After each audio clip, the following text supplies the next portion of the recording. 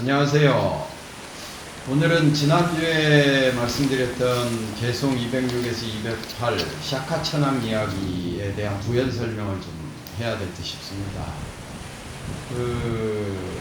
보통 현실과 이상 사이를 연결하는 가교가 종교다 이렇게 정의를 하죠. 우리 현실의 문제에서 해결 안 되고 설명 안 되는 문제들이 너무너무 많지 않습니까? 가령 착하게 살면 복을 받을 겁니다.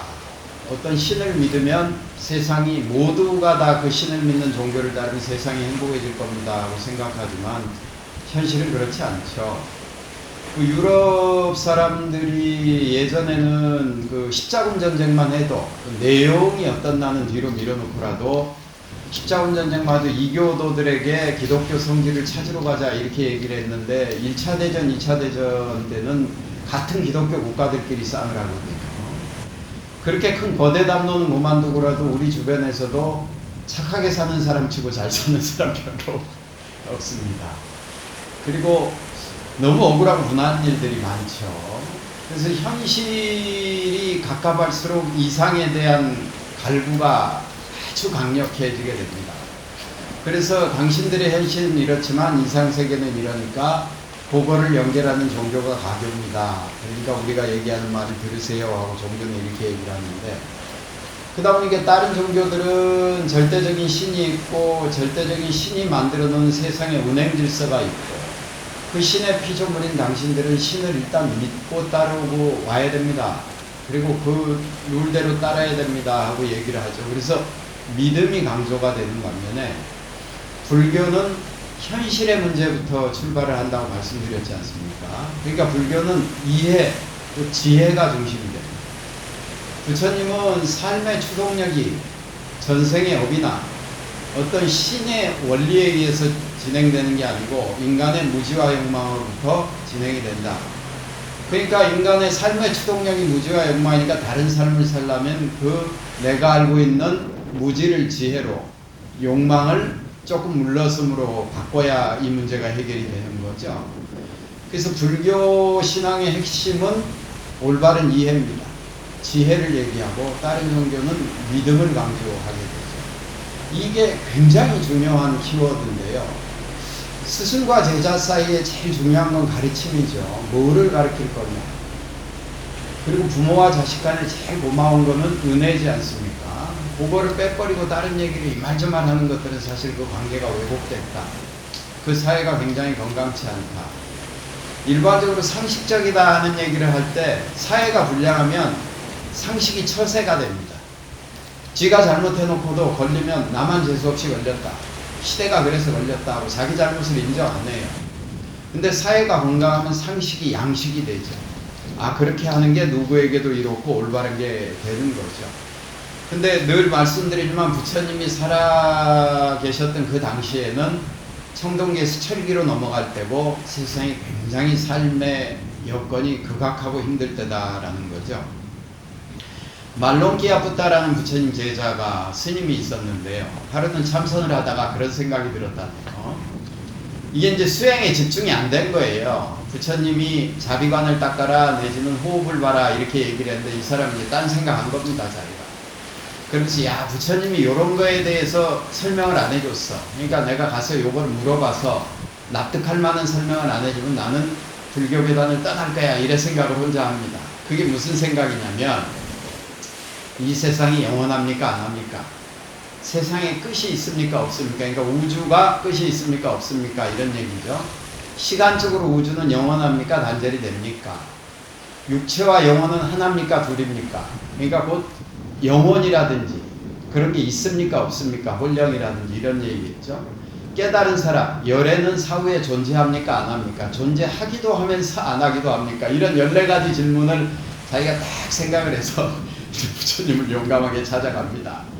그래서 그 14가지를 물어봐요. 부처님 왜 거기에 대해서 한 번도 얘기를 안 해주시죠?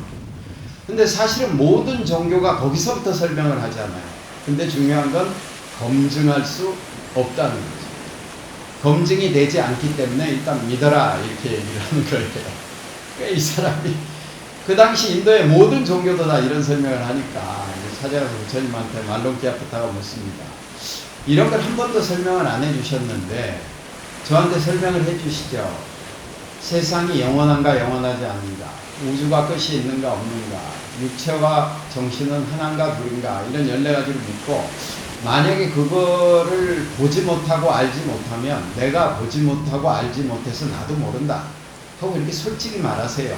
그게 굉장히 솔직한 태도입니다. 이렇게 부처님한테 얘기를 하거든요. 그러니까 우리가 생각할 때 부처님이라고 그러면 뭐 우리는 신으로 보니까 이런 질문 못할 것 같잖아요. 근데 이렇게 질문을 하고 솔직히 얘기하세요. 당신이 모르면 모른다고. 모른다고 얘기하는 게 솔직한 거 아닙니까? 근데 만약에 우물거리거나 여기에 대한 대답을 회피하면 나는 불교계단을 떠나겠습니다. 당신 밑에서 수행을 안 하겠습니다 하고 물어요. 그러니까 부처님이 말롱기야부터야 하고 다시 물어봐요. 내가 언제 너 보고 내 밑에 와서 수행하라고 내가 너를 불렀나? 그러니까 그런 적 없습니다. 그럼 네가 얘기한 그 14가지 형 이상학적인 문제에 대해서 설명해 주겠다고 언제 얘기한 적이 있었나? 없었습니다. 그럼 네가 과거에 나한테 그 14가지 문제에 대해서 물은 적이 있나? 그러니까 없었습니다.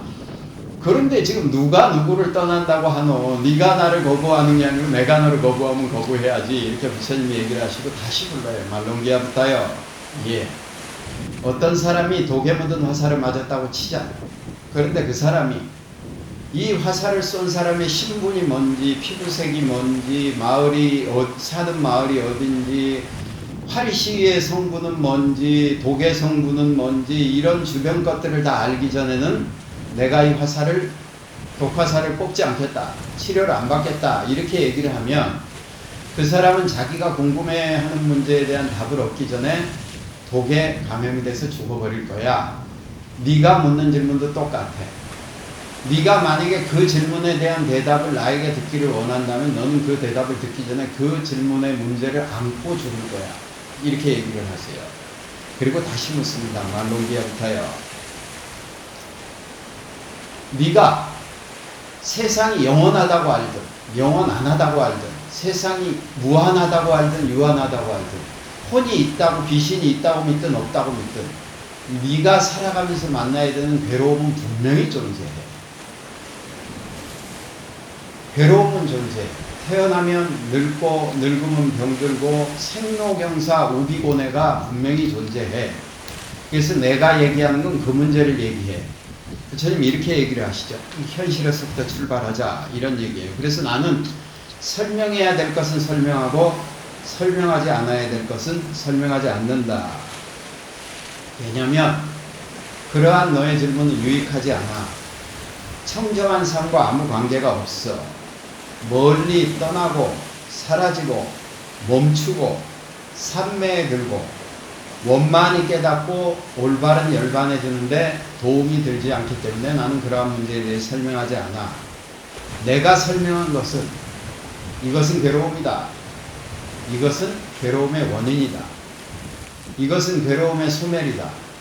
근데 괴로움을 소멸한다고 단순히 머리로 이해하거나 소멸하고 싶다고 주장하거나 해서 소멸이 되는 게 아니고, 괴로움을 소멸하기 위해서는 이와 같은 수행을 해야 돼 하는 8정도에 대해서 나는 설할 뿐이야 라고 부처님이 얘기를 하십니다. 그것은 유익하고